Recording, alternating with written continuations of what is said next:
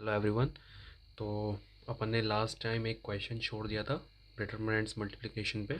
तो उस क्वेश्चन के लिए एक वीडियो है ये।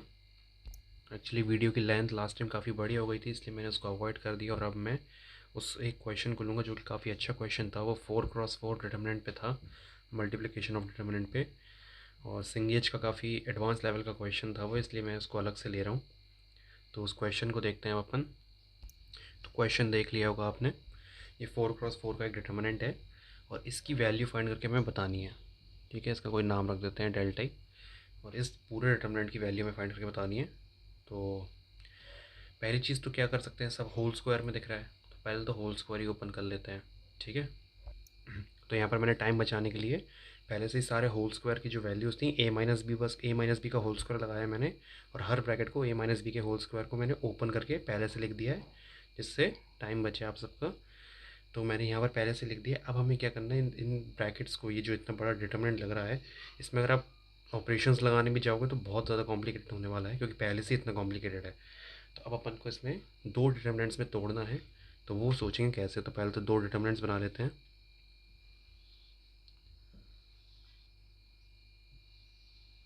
ठीक है, ये दो डिटर्मिनेंट्स मैंने बना लिए हैं, और इसकी वैल्यू ऑब्वियसली डेल्टा ही होगी इन दोनों के प्रोडक्ट करने के बाद। तो अब हमें यहाँ पर डिटर्मिनेंट्स की वैल्यू सोचनी है कि हम क्या क्या यहाँ पर पुट कर सकते हैं। तो पहली तो ये तो 4x4 का डिटर्मिनेंट है, तो ये जो इंडिविजुअल जो दो डिटर्मिनेंट्स हम बनाएंगे, ये दोनों भी 4x4 और 4x4 के ही होंगे। ठीक है, ये हमने देखा था पहले। तो हमें ये फर्स्ट एलिमेंट लिखना है, तो हमें कैसे, हम रो बाय रो करेंगे। ठीक है, रो बाय कॉलम के अपन एग्जांपल्स देख चुके हैं, तो अब रो बाय रो कैसे सॉल्व करते हैं वो देखते हैं। तो रो बाय कॉलम से भी आप कर सकते हो, सेम ही आंसर आएगा उससे भी, पर अपन रो बाय रो देखते हैं। तो यहाँ पर A1 दिया हुआ है, हमें A1 का स्क्वायर दिया हुआ है, तो पहले तो मैं यहाँ पर A1 लिख लेता हूँ। ठीक है, और मुझे इस पूरी रो को इस पूरी रो से मल्टीप्लाई करना पड़ेगा, तब मेरा ये पूरा फर्स्ट एलिमेंट आएगा। तो मैं यहाँ पर क्या लिखूँ कि A1 स्क्वायर आ जाए, तो मुझे A1 ही लिखना पड़ेगा, जिससे A1 इंटू A1 स्क्वायर हो जाए। अच्छा, यहाँ पर -2A1 B1 है, तो मैं यहाँ पर लिख लेता हूँ -2A1, और यहाँ लिख लेता हूँ B1, जिससे -2A1 into B1 -2A1 B1 बन जाए। अब क्या करना है, B1 स्क्वायर चाहिए।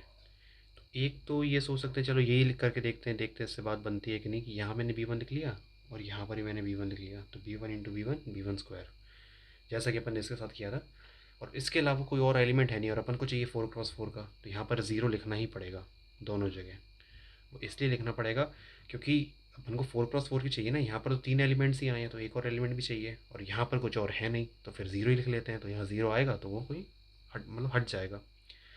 तो अभी देखते हैं कि ये जो हमने एलिमेंट लिखी है, इनसे ये दूसरा वाला बनता है कि नहीं। तो मुझे दूसरी रो बनाने के लिए इस फर्स्ट रो को इस सेकंड डिटर्मिनेंट की सेकंड रो से मल्टीप्लाई करना पड़ेगा। तो अब मुझे सेकंड रो सोचनी है इसकी। तो यहाँ तो A1 स्क्वायर ही है, तो यहाँ पर ऑलरेडी A1 तो है, तो मैं यहाँ बस A1 ही लिखूँगा, तो मेरा काम हो जाएगा। ठीक है, अभी अपन सोच रहे हैं कि ये पॉसिबिलिटी हो सकती है कि नहीं। अगर ये काम नहीं करेगा तो कुछ और सोचेंगे।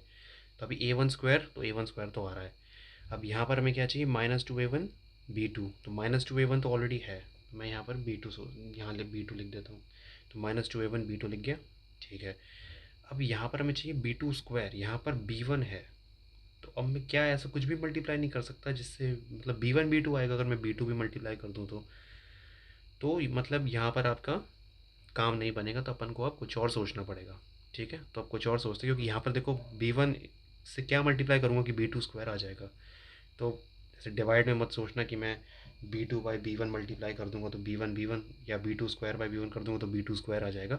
इतने कॉम्प्लिकेटेड मत सोचना, सिंपल सिंपल से सोचने होते हैं।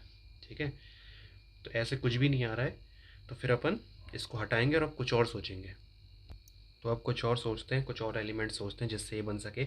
A1 तो हमने ट्राई कर लिया, उससे बात बनी नहीं, हमने देख लिया कि आगे जाके वो डिटर्मिनेंट, ये सेकंड एलिमेंट फर्स्ट तो बना लिया था, सेकंड नहीं बना पा रहा था, तो अपन ने वहाँ छोड़ दिया। अब कुछ और सोचते हैं। तो यहाँ पर मैं अगर डायरेक्टली A1 स्क्वायर ही लिख लूँ, तो क्योंकि A1 स्क्वायर ही चाहिए मुझे, तो यहाँ पर मुझे क्या लिखना पड़ेगा, 1, A1 square into 1 A1 square. ठीक है, अब मैं क्या सोच सकता हूँ कि -2A1 B1 है, तो मैं यहाँ तो -2A1 ही लिख लेता हूँ। ठीक है, और यहाँ क्या लिखूँ, B1, जिससे ये दोनों मल्टीप्लाई होके ये बना दें। ठीक है, अब थर्ड एलिमेंट हमें चाहिए B1 स्क्वायर, तो मैं B1 इंटू B1 हमने लास्ट टाइम किया था, इस बार फिर से एक बार करके देखते हैं कि क्या बात बनेगी। B1 into B1 B1 square, और आखिरी में कुछ भी नहीं है और हमें 4x4 का चाहिए तो 0 0 लिखना पड़ेगा।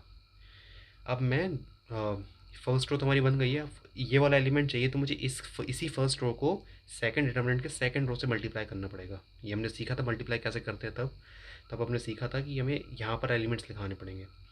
तो A1 स्क्वायर तो हमें चाहिए ही पहले से, A1 स्क्वायर बना भी हुआ है तो यहाँ पर मैं सिर्फ 1 लिखूँगा। A1 square into 1 A1 square, -2A1 है तो यहाँ पर मैं B2 लिख दूँगा। तो -2A1 into B2 is -2A1 B2।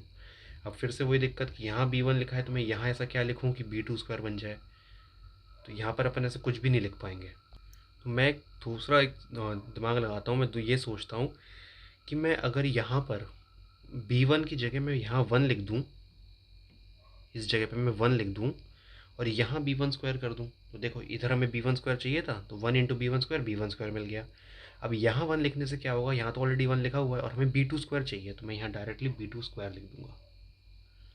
ठीक है, और यहाँ 0 है, यहाँ पर और कुछ लिखा नहीं है, 3 ही टर्म्स हैं तो मुझे यहाँ पर फिर से 0 ही लिखना पड़ेगा। ठीक है, समझ में आया। अब देखो फिर मल्टीप्लाई करके देख लो, A1 square into 1 A1 square, -2A1 into B1 -2A1 into B1, 1 into B1 square B1 square और 0 0 0। सेकंड इसको इससे मल्टीप्लाई करेंगे तो सेकंड एलिमेंट आएगा, तो A1 square -2A1 into B2 -2A1 into B2, 1 into B2 square B2 square और 0 into 0 0। तो 2 बन गई हमारी। थर्ड चाहिए हमें, तो अब हमें थर्ड रो सोचनी पड़ेगी इस एलिमेंट को बनाने के लिए। तो A1 स्क्वायर तो कॉमन है तो A1 स्क्वायर चाहिए तो मैं यहाँ तो 1 लिख दूंगा। A1 square into 1 A1 square, -2A1 already लिखा हुआ है, यहाँ पर हमें चाहिए -2A1 B3, तो -2A1 ऑलरेडी है तो यहाँ मैं बस B3 लिख दूंगा, जिससे -2A1 इंटू B3 बन जाएगा। B3 स्क्वायर ऑलरेडी यहाँ पर B3 स्क्वायर चाहिए तो 1 तो है यहाँ पर हमारे पास, तो 1 से क्या मल्टीप्लाई करूँ, तो मैं B3 स्क्वायर ही मल्टीप्लाई करूँगा। B3 square into 1 B3 square, और फोर्थ एलिमेंट कुछ है नहीं तो 0। ठीक है, अब लास्ट हमें सोचना है इसके लिए कि मैं इसको मल्टीप्लाई करूँगा तो A1 चाहिए हमें, A1 स्क्वायर चाहिए हमें, तो A1 स्क्वायर ऑलरेडी लिखा हुआ है तो यहाँ सिर्फ 1 आएगा। A1 square into 1 A1 square, -2A1 लिखा हुआ है, यहाँ B4 और चाहिए तो मैं यहाँ B4 लिख दूँगा। लास्ट में B4 स्क्वायर चाहिए, 1 तो लिखा हुआ है तो यहाँ पर मैं B4 मल्टीप्लाई कर दूँगा, B4 स्क्वायर मल्टीप्लाई कर दूँगा सॉरी। तो B4 square into 1 B4 square, और फोर्थ एलिमेंट है नहीं तो यहाँ पर 0। अब इसके आगे आपको सॉल्व करने की ज़रूरत ही नहीं है एक्चुअली, क्योंकि सारे एलिमेंट्स 0 ही बन गए हैं, तो इस पूरे डिटर्मिनेंट का आंसर 0 आएगा, और इसको अगर आप इससे मल्टीप्लाई करोगे तो भी 0 ही आएगा। तो डायरेक्टली अगर आपको आंसर रिपोर्ट करना है तो आप यहीं पर 0 करके आगे बढ़ सकते हो, पर अपन फिर भी सीख रहे हैं इसलिए अपन ये सारे एलिमेंट्स ही बनाएंगे। ठीक है, तो फर्स्ट रो इस डिटर्मिनेंट की बन गई, अब हमें इस डिटर्मिनेंट की सेकंड रो बनानी है, तो मतलब ये सारे तुम्हें, अब मुझे इस सेकंड रो के जो एलिमेंट्स हैं उनको इन सब से मल्टीप्लाई करना है, तो मतलब मुझे सेकंड रो सोचनी पड़ेगी। तो सेकंड रो सोचने के लिए क्या करेंगे, A2 स्क्वायर चाहिए हमें पहले, तो यहाँ 1 लिखा हुआ है तो मैं यहाँ पर सिर्फ A2 स्क्वायर लिखूँगा। A2 square into 1 A2 square, ठीक है। -2A2 B1 चाहिए, यहाँ B1 लिखा हुआ है तो मैं यहाँ क्या लिखूँगा, -2A2। ठीक है, B1 स्क्वायर यहाँ पर लिखा हुआ है, यहाँ पर B1 स्क्वायर ही हमें चाहिए तो मैं यहाँ पर 1 लिखूँगा सिर्फ, तो 1 इंटू B1 स्क्वायर बन जाएगा। फोर्थ एलिमेंट कोई है नहीं तो मैं यहाँ 0 लिख दूँगा, शायद ये भी सारे 0 ही बन जाएंगे ऐसा लग रहा है। मतलब पैटर्न देखो ना, A1 square A2 square -2A1 -2A2 1 1 0 0, तो पैटर्न भी अगर आप पकड़ लो तो आपको बाकी करने की ज़रूरत भी नहीं है, आप यहीं से कॉपी पेस्ट कर दोगे और आगे बढ़ोगे 0 करके। हालांकि आंसर तो अपना पहले ही आ गया है, सारे एलिमेंट 0 में तो 0 ही आएगा आंसर, पर फिर भी अपन सीख रहे हैं तो बना रहे हैं। नेक्स्ट A3 स्क्वायर चाहिए, तो 1 लिखा हुआ है तो यहाँ पर मैं बस A3 लिखूँगा, तो A3 स्क्वायर बन जाएगा यहाँ पर -2 A3 B1, तो B1 यहाँ पर है तो -2 A3 करूँगा मैं। और क्या चाहिए, B1 स्क्वायर, तो B1 स्क्वायर यहाँ लिखा हुआ है तो यहाँ मैं 1 ही लिखूँगा, तो 1 into B1 square, fourth element 0 करना पड़ेगा मुझे।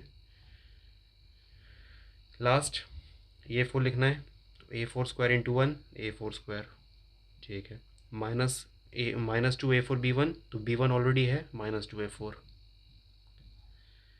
B1 स्क्वायर तो ऑलरेडी है तो यहाँ 1 लिख लेंगे, जिससे 1 into B1 square fourth element 0, तो सारे एलिमेंट 0 ही आ गए, तो बिना हम कुछ ऑपरेशंस लगाए इसको डायरेक्टली कह सकते हैं कि इसका आंसर भी ज़ीरो आएगा, इसका आंसर भी ज़ीरो आएगा, तो ओवरऑल डिटर्मिनेंट का आंसर हो गया ज़ीरो। तो इस पूरे कॉम्प्लिकेटेड डिटर्मिनेंट को हमने 2 पार्ट्स में ब्रेक करके, प्रोडक्ट के फॉर्म में ब्रेक करके इसको ईजिली सॉल्व कर लिया और हमारा आंसर आ गया। तो ये क्वेश्चन लास्ट टाइम रह गया था, इसको अब हमने सॉल्व कर लिया है, आपको अच्छे से समझ में आ गया होगा। अब हम नया चैप्टर शुरू करेंगे अपना नेक्स्ट लेक्चर में, क्योंकि मैट्रिसेस और डिटर्मिनेंट्स पूरा कंप्लीट हो चुका है। तो मिलते हैं अगले लेक्चर में, तब तक के लिए बाय बाय।